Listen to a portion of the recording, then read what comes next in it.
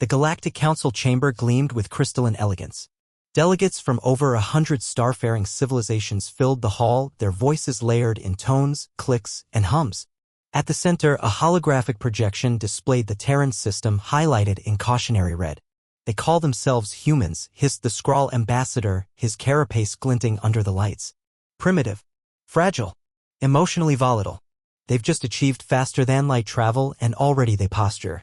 Councillor Veal of the esteemed Aller Dominion raised a tendril. "The Terrans have shown no signs of aggression. Their diplomats are cautious. Their people seem frightened." A low chuckle rippled from the Ivran representative.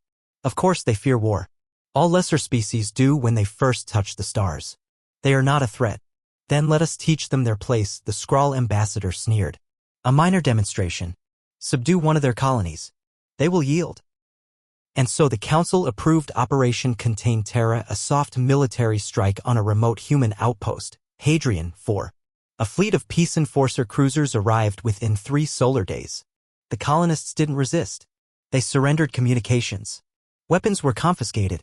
The Council's peacekeepers established control within hours. But they made one mistake. They didn't check who had been stationed there. Deep within the geothermal tunnels of Hadrian 4, a dormant emergency protocol activated. A signal shot through dark fiber lines to a buried hangar. Inside, 24 figures stirred. Clad in matte black armor with adaptive cloaks and Neuralinked rifles, the USMC Reaper unit, a ghost division even Terran High Command denied existed, received the message. Sergeant Marcus Red cracked his neck. "Finally," he muttered. They emerged like shadows at midnight. Council peacekeepers never saw them coming. One by one, high-value enemy commanders vanished. Snatched mid-transmission or left impaled with precision knives that whispered Semper Fi in etched steel. Communications towers exploded in synchronized charges. Atmospheric control was hijacked, pumping nerve gas harmless to humans but paralyzing to Skrull physiology. By the time reinforcements arrived, the Council's entire garrison had been neutralized. The Reapers left behind a single message burned into the hull of the main Council vessel. "You came in peace. You should have stayed that way." 3 weeks later, the Council convened in emergency session. "Impossible," shrieked Councillor Veal. "Humans do not have this capacity. We estimated decades before they developed stealth warfare." A hologram flickered on. General Elena Brooks of the Terran Defense Union appeared, flanked by 2 Reapers in full armor. "You underestimated us," she said simply. Councillor Ivran growled. "Humans fear war.